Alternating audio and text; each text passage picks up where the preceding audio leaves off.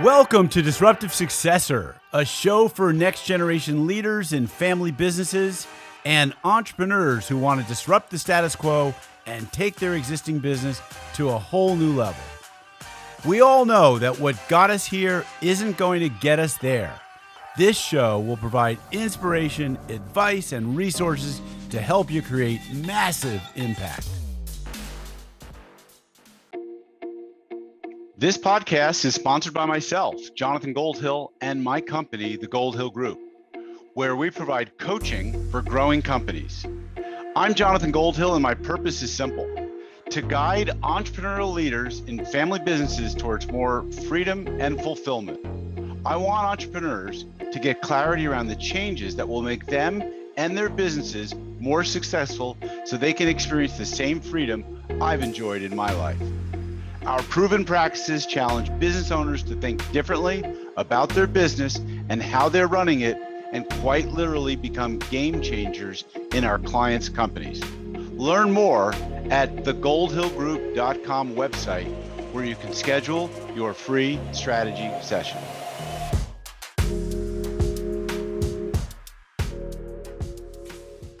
Hi, Jonathan Goldhill here. Welcome back to another episode of the Disruptive Successor Show. Today's guest is Dr. Jeremy Lurey, who is a talented executive coach and business psychologist who helps his clients identify their strategic objectives and develop the action plans required to achieve their future goals. With 25 years of progressive experience as a management consultant, he is a trusted advisor for and has supported clients ranging from multi-generational family businesses to mid-market companies to Fortune 500 corporations. Dr. Lurey excels at designing custom leadership development strategies and business succession plans, coaching both baby boomers who are transitioning into retirement and their next-gen successors who are assuming those higher level leadership positions.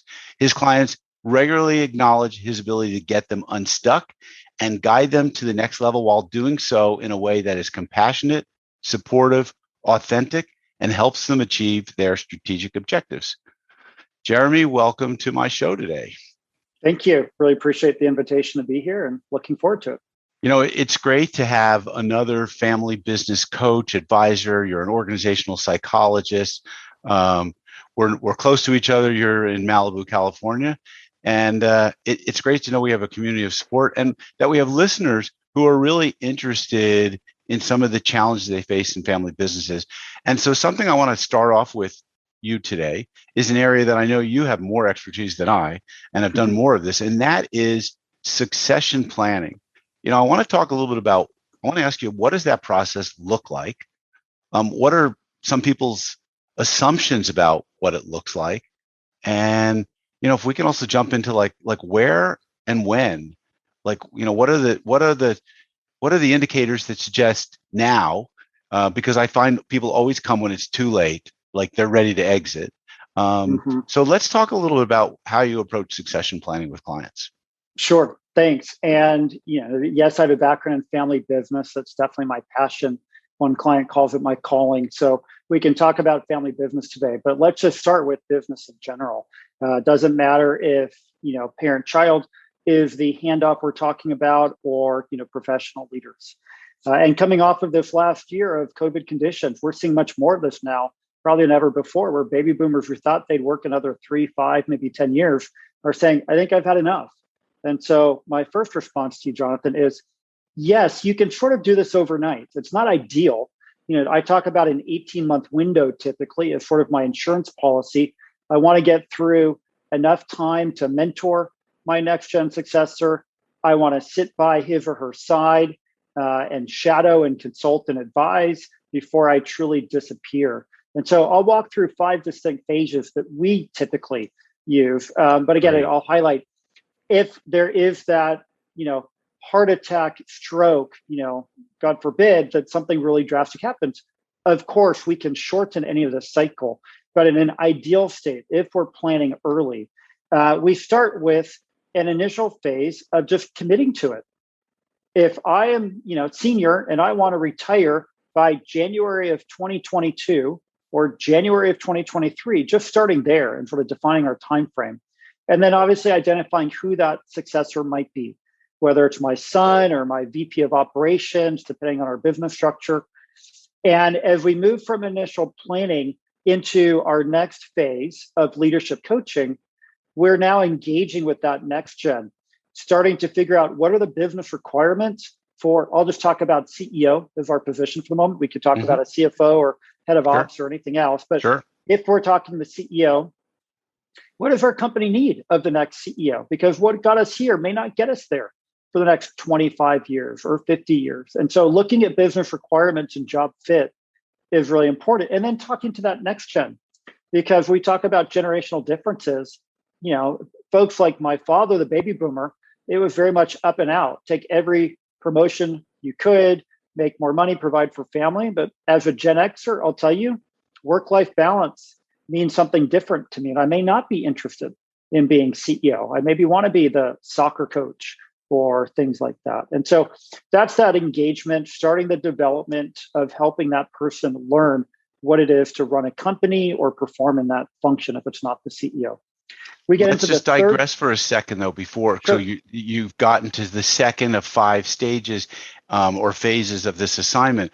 But, you know, how often do you find, because I find it too often that people come to me and say, well, I want to do this succession planning. I've been, thinking about this, but then they put it off again and they keep putting it off, and they're waiting till something maybe cataclysmic happens. Of course, that's not what they're waiting for, but they keep thinking that they'll be able to do it. They'll go longer. I can delay this. I mean, don't you find that happens just too often? It does. I can't even count the number of clients I've spoken to where the first conversation is, Jeremy, I was really planning to retire when I turned 65. And I thought, great, Jonathan, how old are you? 69, 72, 74? Right. Like, all right. So yes, it is very common. And again, I think we're seeing a shift post-COVID that people are saying, I'm tired. I've had enough. I've made enough money. I've provided for my family. I've earned the right to sort of, step into my third act, my golden years. So I think people are letting go differently now. Part of how I got into succession planning is I watched my dad. It took him 4 years to retire. He was the senior most attorney at one of the world's largest law firms. He was literally the only one who ever worked with the 2 founding partners. It was his entire life, right? And so we talk about baby boomers primarily who are exiting now. They're not sure what to do with themselves next. They have built a life on success significantly in that business and in that position. So having them let go, for folks like my dad, it's sort of the death of them. It's not the ending of a professional career and the beginning of something new. It's truly experienced as a very emotional, sacrifice of letting go. Yeah. So that does derail us. It does definitely delay us regularly. And I'm seeing more people that are what I call half retire. So they stay in, they only work 20 hours a week, but they're taking maybe as much or maybe even more out of the company, which becomes a real drain. I have this with one of my clients where I made this woman CEO step up to her dad and say, you have to stop taking distributions out as a draw every week. You're draining and bleeding the company. And I took a pay cut so you could do that. That's like game over. So, all right, let's get into the third stage. Okay. So stage 1, initial planning. Right. Stage 2, we're talking about leadership coaching. And as we've identified the next gen, helping that person start to see what it is to run a company or run a business function. Phase 3 then is really the transition planning.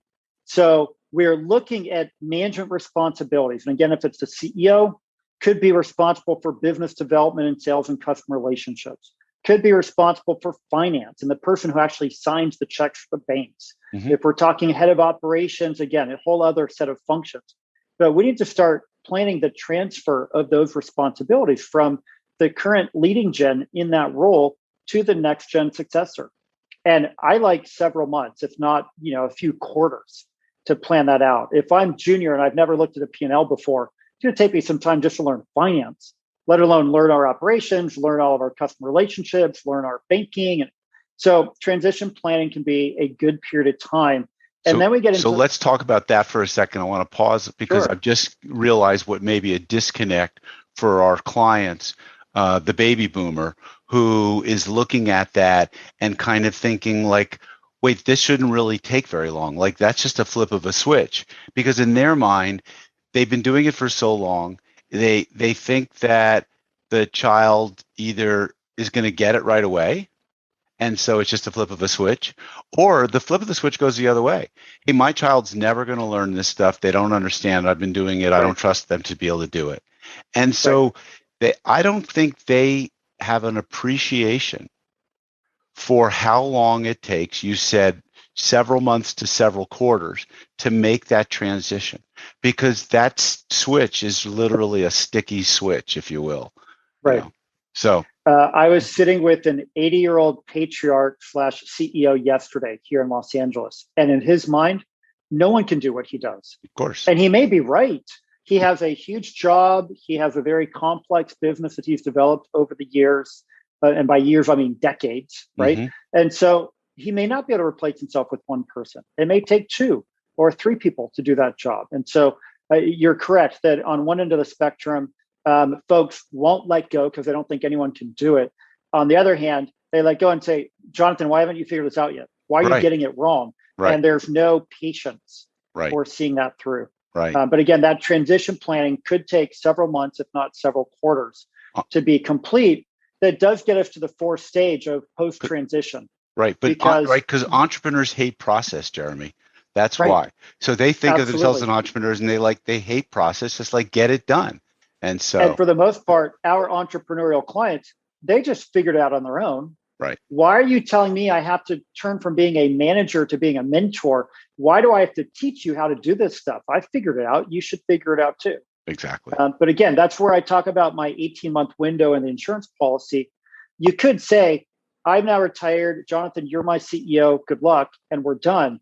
But the 4th phase is really important of post-transition, because the first time you go through an annual audit with our accountant, I want to be by your side. The first time there's a customer claim for some kind of a process mishap, I want to be by your side. And so really try to think about becoming that president emeritus, or, oftentimes we talk about in retirement, the semi-retired consultant advisor type role. So those things are really helpful if we're talking about having a smooth and successful process. And then just quickly, not all of our clients own their businesses. Not all of them are going to transfer ownership between generations. But if we're talking about a family business, it regularly does happen. So the 5th phase is all about that purchase and sale, which for some businesses, that happens on the same day as naming you the managing partner of our law firm.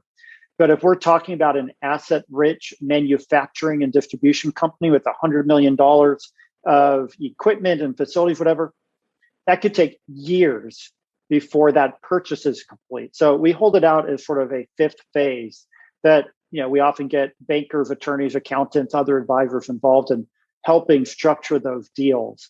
It's not about the leadership anymore. Now we're talking about the ownership. So let's talk about that 5th phase a little bit, because I suspect that in smaller businesses, that 5th phase moves up in terms of timing to earlier on in the process, because that next gen leader who's going to be stepping in, he or she or they want to know, like, what's in it for me? What am I going to get out of this? Am I buying into this? Am I taking a loan? Is this coming from my, yours and mom's lifetime, gifting exemption with the, whatever it's called, tax gift exemption? I mean, what does this look like? And that's a difficult conversation to introduce too early on, but it can't wait till too late. Right. What are your So I thoughts was on that? brought into a family business recently. We're just starting because of that. They don't know exactly what the trust documents say. They don't know exactly what the business assets are. And, we're talking about a $1 billion family here. This is a pretty significant one. And, the children who are in the business don't exactly know. Are they going to become owners? How is this going to happen? In their case, they likely will. It just hasn't been described yet. So to your point, you don't want to engage too early, but we do want to have these conversations. I have another family, though, I've been working with for 8 or 10 years now. The trust is set up in a way that it's very difficult for the 3rd generation to pass their ownership on to the fourth generation before death. It's really a transfer upon death situation. So I have the fourth generation president running the company now. He has no equity. We can create a phantom stock program. We can use non-equity compensation strategies. Sure. But in that one, it was very simple. It came up once. Nope, you're not getting any ownership. Okay. So we have to look at different compensation strategies. So there is no one size fits all.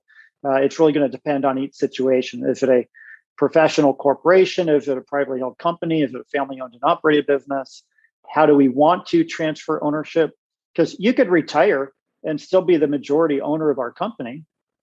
Sure. That happens. Of course. Or you could retire and say, I'm gone. I don't want to have anything to do with this anymore. Buy me out and give me my $10 million or $100 million, whatever it might be, which now we get into some really complicated financial structures. Well, I think there's a lot of challenges to having a smooth and effective process. And I imagine it is somewhat messy and never linear. As much as you might like it. I mean, people listening might think, well, Jeremy, it sounds like phase one, how long does that last? Phase two, how long does that last? I mean, they're overlapping in their stages or phases, are they not? And it's not always that clean or simple. They are. And absolutely, things get much messier before they get clean on the other side. One of the key challenges you talked about, the leading gens who are sort of holding on, and whether it's sort of more of their ego and their identity around being in control and being successful, or it's just the emotional call it, instability of what comes next and the uncertainty of where they're going. I had one CEO I was working with, and my very first time I sat down with him, so I was brought in by the board. He said, Jeremy, I bet you're a great executive coach. I've seen your bio. Sounds like you do a lot of great work. I don't think I need an executive coach. And I quietly gulped a little bit because I thought I was getting fired. But his next statement was really powerful, which was, I've never been a mentor. And I know who my successor is. I think the world of him. I brought him in 8 years ago to be my successor. But is there something you can do to help me? Because I don't want to be a lame duck CEO.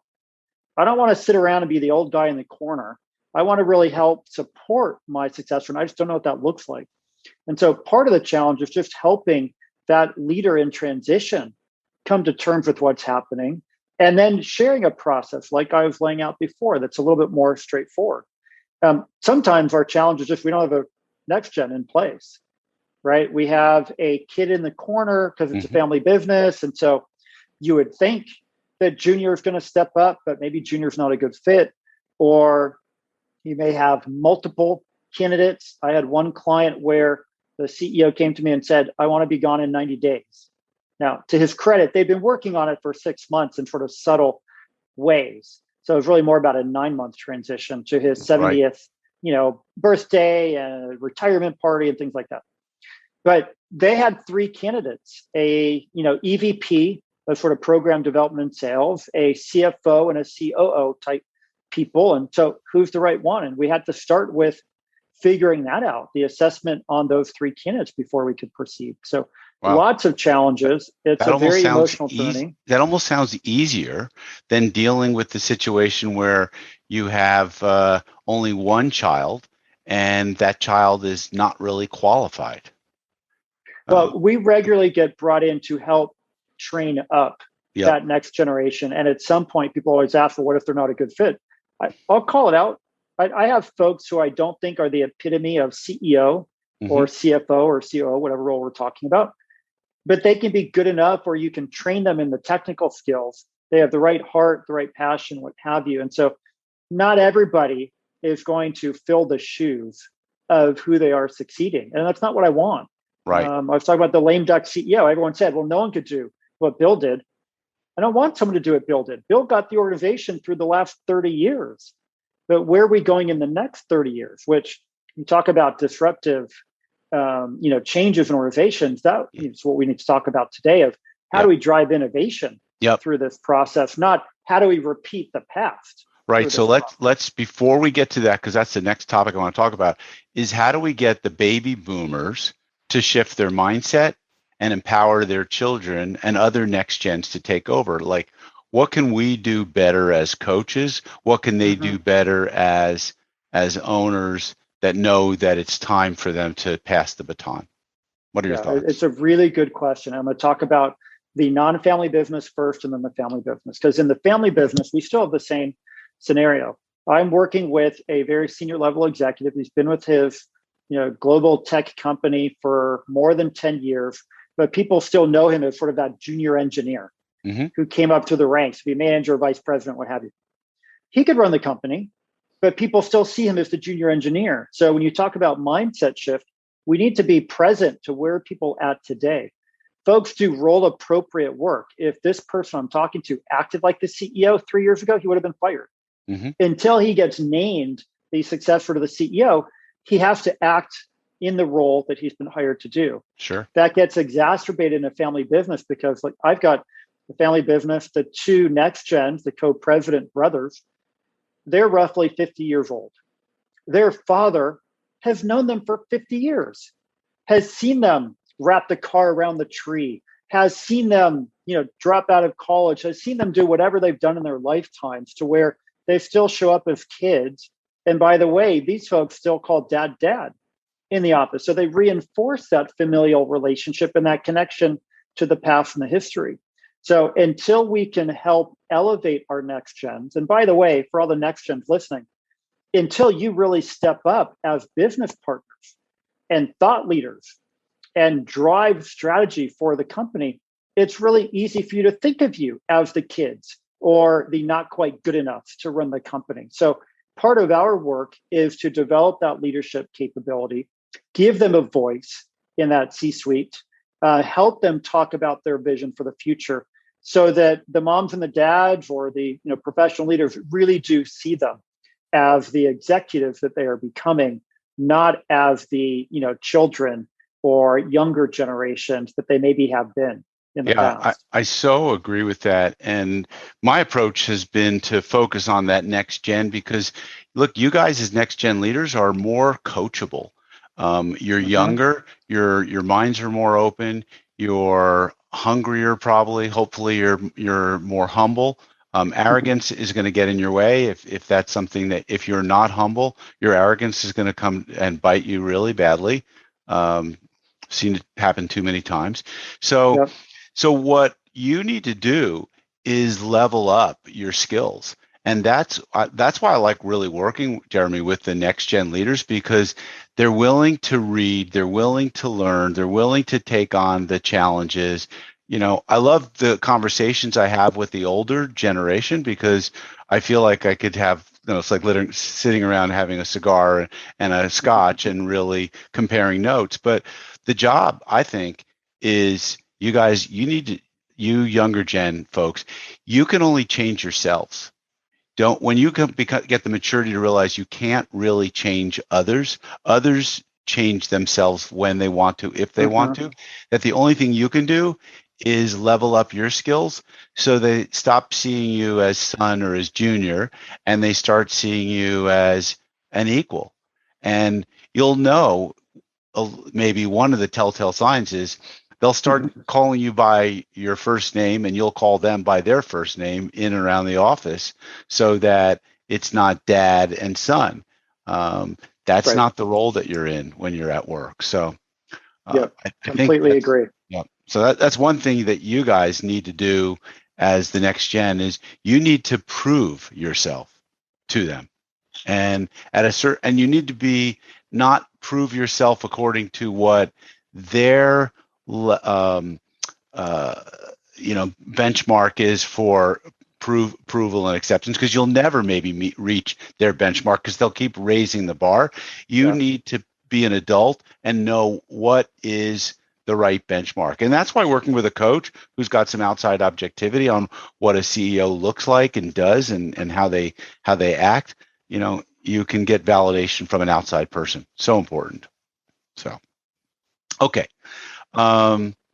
Any other issues you see in the, passing the baton from one gen to the next before we move on to the disruption? One of the other things, you and I are not financial advisors. We're coaches and advisors in different ways, but I will just offer, given today's market, I have clients who are getting 10, 15, 20 times, valuations to where it might not be in the family's best interest to try to continue to the next generation. I'm all for legacy family businesses, But if we can take some money off the table and diversify our investments and minimize our risk for the future, especially if we have much younger children who haven't really demonstrated a desire to come into the family business, even if you bring in an outside, sort of operator for 3 to 5 years to be that, stopgap, it is a good time to be selling these days. So I want to highlight agree. that it is okay to not pass the baton. And sometimes we have shareholders. I've got one family in the Midwest. You've got 6 shareholders in the next generation, 2 in the senior generation. And there's a lot of discussion about, should we sell now? Obviously the CEO, who's the next gen, wants to keep going. He likes his job and he likes growing the company. But there are some good times to look to exit, not look to transition. Yeah, because you can have your capital at much lesser risk and getting a pretty good return on your invested capital. So like I would say, if you're not getting at least a minimum of 25% return on invested capital, one of my colleagues in the accounting field feels as though that number is more like 75% or 50 to 75%. So you could have your money invested in, the equities markets and be doing a lot better with a lot more liquidity. So if you don't take all the chips off the table, then you might consider recapitalizing your company and reducing your concentration of wealth, which might lie strictly in your home or homes and your business. So it makes a lot of sense. And now is a great time because, we're probably seeing all-time record high numbers. And boy, they predicted for the last 15 years a tsunami of businesses for sale because of baby boomers. The tail end of the baby boomers are coming in now, and what they're doing is they're ending up holding onto their businesses longer. It seems like. Now, you and I both know from the exit planning world, it's not as easy as just putting it on the market and selling it, right? I mean, you do still have to have embedded leadership. So the succession planning and developing our next gens, coaching them up to run companies or what could be divisions of a larger corporation in the future, it's still incredibly important work, but you may be able to exit and, take the money off the table while also supporting your next generation and stepping up through the transaction. Yeah. Shall we get into talking about disruptors, disruptive success, disruptive succession? What are your thoughts on, disruption? Because first, we've been talking about a disruptive process, which is moving it from one generation to the next. And then there's a transfer of wealth or equity from one gen to the next. But there's a disruption in how they do the business. It might be processes, as I talk about in my book. It might be new product innovations. It could be going into new markets geographically. And the challenge always is that the older generation, which is seeking more security and has already built their wealth up, they're not looking to take big bets.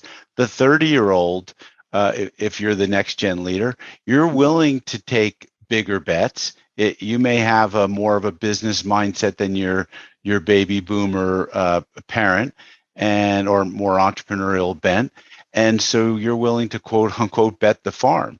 And, a farmer never likes to bet the farm. So what are your thoughts on disruptions? What are you seeing? What would you like to share on that topic? As I alluded to earlier, people often look at business succession planning very narrowly, as in Jeremy's getting old. Jonathan, can you fill Jeremy's shoes? Can you create some continuity moving forward? And there's nothing wrong with that as a starting point. Of course, we want you to meet minimal expectations and performing that role, again, CEO or anything else. But I've got a client on the East Coast, dad who was second generation leader, never took the company bigger than 10 or maybe 15 million, and never thought that it was possible to grow it beyond 10 or 15 million. Well, with his next generation sons involved, they're now already at 30 million, talking about 50. And dad never thought that was going to be possible. He just never would have known what sort of the business development strategies would be, how to go to market in different ways. And to your point earlier about you can expand regionally into new markets, you can expand through product and service lines, you can tap different, customer populations. That rarely happens with the leading gen who is later in life and sort of set in his or her ways because they've been successful doing one thing. It takes that next gen coming in with a new vision for the future, looking at what's possible and getting that fresh start. And so our job is to nurture that new culture, thinking about growth, expansion, development, innovation. And it's just really exciting to see. We go through these succession planning processes, and sometimes we're just lucky to get a good fit and get that next gen who can create some sustainability. But then you see the innovations and those breakthroughs and thinking happening. Sometimes it's about shared leadership, right? I work with a lot of patriarchs where it's my way or the highway, a very autocratic, sort of dominant approach, but you get the next gen in, and before you know it, the whole management team is contributing. So it's not just about product innovation, it's about the leadership and being more participative through that shared process. So we could talk for another whole podcast about this, I'm sure, but I'm always really excited to see those innovations and to see those breakthroughs happen because of, as you said, this disruptive process. Yeah, and I think that you point to the thing that's always most important, I think, in building a business and a better business. It's about the people. So if you get the right minds at the table, then those right minds will develop and have conversations around disruption. Because as I was sitting listening to you, I was thinking, well, what are some good disruptive processes? What are like tools or workshop type processes to get people into a disruptive frame of thinking? And I'm not sure I'd have some ready answers for that, but I think get enough people in the room who challenge the status quo, who are willing to engage in constructive conversations, conflict, who challenge each other and who share those as common values. They will drive disruption and improvements in your business model, your business processes, and your products. So right. We have several tools that we use to facilitate that. For those watching, not just listening with us, you see a lighthouse behind me on the wall. I'm a firm believer, if we know where we're going, we're far more likely to get there. So just charting the path and knowing where that lighthouse is, what are our goals 3, 5, 10 years down the road? We've got different tools to do sort of a pattern interrupt and look at stop, start, continues, or, our firm, we embrace the plus delta. What are we doing positively that's a strength we want to continue? What are those deltas for change and opportunities for improvement? And to your point, get the right people around the table. This is not about an autocratic sort of leadership style of one person knows best. The more minds we get around that table, within reason, it's not necessarily the whole company, but, senior leadership, the more we can create some innovations and some breakthroughs. And how do we treat our people and create a supportive culture? How do we better serve our customers? How do we increase and generate new revenues? All those are great questions that tend to come out of these processes. Yep. So I'm just going to reference our listeners back to a prior podcast that I did with the Grossman brothers, who are running a 4th generation business out of Boston area. Their great-grandfather, or great-great-grandfather, if that's the right, started as an envelope company. I mean, imagine having an envelope mailing company today. They turned it into a promotional products company. But what was it really valuable for these two brothers as they joined the business was when they were in business school, one of them at NYU, they did that start, stop, continue exercise where they went around and talked to all the team leaders and asked, what should the company start doing? What should it stop doing? What should it continue doing? And they learned so much from that exercise. I mean, what a great exercise for business school, interns or people working on a project. But for leaders of companies, if you're not having start, stop, keep or start, stop, continue conversations with your people on a somewhat periodic or regular basis, you're really missing out on the disruptive ideas that might be lying right underneath the surface within your employees. And that's such an easy tool to apply with such powerful results. You don't need the MBA to know how to use it. It's literally 3 questions. Yep. What do we want to continue doing? We're already getting positive results. What do we want to start doing now that we have that foundation and success? What do we want to stop doing? And no harm, no foul, but it's producing some unintended consequences. And so what do we want to stop to make room for these other activities and behaviors? And so it's just a very simple way of creating some structure to that conversation. And we can construct a brand new future based on the outcomes of that. Yep. And by the way, you could do it company-wide. You could do it just in your department. And you could also do it just around your leadership. If you're a leader or a manager, what should I stop doing? What should I start doing? What should I keep doing? It's a great team building, team effectiveness exercise when used in that capacity. All right. Yeah. So as we start to wrap up here, we've been in interesting times. We're now about a year and a half into the pandemic. It's been a rock and roll course or it's been a roller coaster, I should say, for a lot of businesses in different industries. I know that you have really keen insights in this area. What are some final recommendations that you have for our listeners to produce even better business results during these continuing COVID conditions? Yeah, thank you. And it's an important place for us to end the conversation because we're at a point of inflection again where we think there's more exposure for folks. As we go back to sort of normalcy, we might need to retrench and sort of be that safer at home mindset for a while. And so I would just start with, very first, be kind to yourself. Lots of people are struggling just to get out of bed right now, right? I mean, I have CEOs who are very successful in their own right. They're struggling to get out of bed, and we want them to be the inspiring leaders for their workforce. And it's tough. And so find those ways to sort of live a healthier life. And for some of us, it is the scotch or glass of wine at the end of a hard day to just settle in. For others of us, it's getting up from our desk in the middle of the day and just going a walk around for a few minutes. Nature and being in the outdoors and sun on your face while we still have some summer weather is really, really powerful to just reset your mind on where you're at. And then from there, now we can talk about being resilient, right? Once we're present, we own our emotions, we recognize things are going on we don't have control over. Now we can be resilient and sort of use that gritty leadership style to focus on what is the one goal that we want to go accomplish? What would make the biggest difference in our business this month or this quarter? And really going from macro goals to micro goals, 30, 60, 90-day sort of sprints. And it's easy for all of us to run a short 5K. Maybe you walk a little bit, but I'm confident we could all do a short 5K. Running marathons and ultra marathons, that's pretty hard stuff for even the best athletes to do. And so I really try to break things down into what's manageable, put one foot in front of the other day by day, and just keep going on.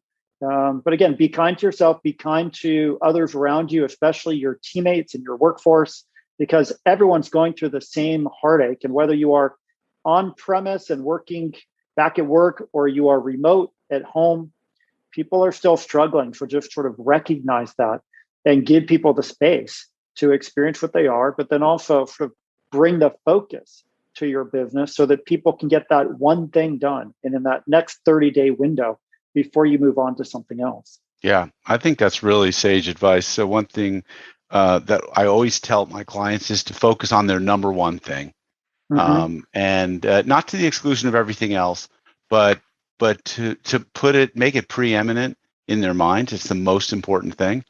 And what I've been seeing and reading and maybe even experiencing during COVID is it's been a great time for reflection. For some people, they've started projects or hobbies or things that they always wanted to do. And for others, they maybe are still thinking about something that they could have or should have done. And be kind to yourself. I like those words. Don't beat yourself up because you haven't gotten to it. And recognize that, as BC Forbes said something to the effect of, the business of business is like the business of living. Put life first, because if you put all your business goals first, you'll crowd out all your life goals. And it's easy for us to be focused on our business goals, and then to the exclusion of our life goals or our marriages or our children. Don't make that mistake. So enjoy the journey. If building a business is part of what you enjoy, then, balance that with the other activities. So, Hey, this has been a great time spent with you. Anything you want to say in closing before I give people some ways to contact you?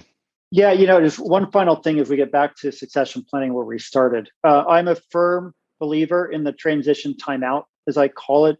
You get into these dual leadership situations with the leading gen, the next gen, who's in charge. Even if we talk about COVID conditions, I think everyone deserves a chance to call a timeout. No judgment or blame, just, hey, I'm confused. Who do I go to for decision-making on this? Or, hey, I thought you said that this was going to happen by then. Or, these goals don't seem appropriate given market conditions. And so I would just offer in closing, let people take the time out. Give people permission to hold up that stop sign, either, physically or proverbially. But, have the conversations you need to reset and get focused. Don't just assume everyone knows what's going on or everyone is aligned. It's really important to take that time out to get aligned. Super helpful. Thank you. All right. So Jeremy Lurey, you are reachable at jslurey@chiefexeccoach.com. We'll have that information in the show notes because I'm sure people will butcher the spelling and won't be able to find you. So we'll make sure to have that. And I'm sure you'd like people to connect with you, on LinkedIn, via email? What's the best way? Absolutely. Feel free to send me an email. You can find me on LinkedIn at Jeremy Lurey, JeremyLurey. And happy to talk to anyone about your specific situations if there's more I can share based on what we've already discussed today. Sounds good. So obviously, Jeremy is deep in the trenches, working with a lot of companies at many levels across the entire nation. Someone I look up to and respect. I hope you enjoyed this show and you'll be able to take something from this show and apply it in your business. And if not, you reach out to one of us for our expertise and advice. So if you enjoyed this show, listen, share, and tell others about the show. And don't forget to subscribe. Thanks a lot. This podcast is sponsored by myself, Jonathan Goldhill, and my company, the Goldhill Group, where we provide coaching for growing companies. I'm Jonathan Goldhill, and my purpose is simple: to guide entrepreneurial leaders in family businesses towards more freedom and fulfillment. I want entrepreneurs to get clarity around the changes that will make them and their businesses more successful so they can experience the same freedom I've enjoyed in my life. Our proven practices challenge business owners to think differently about their business and how they're running it, and quite literally become game changers in our clients' companies. Learn more at thegoldhillgroup.com website, where you can schedule your free strategy session.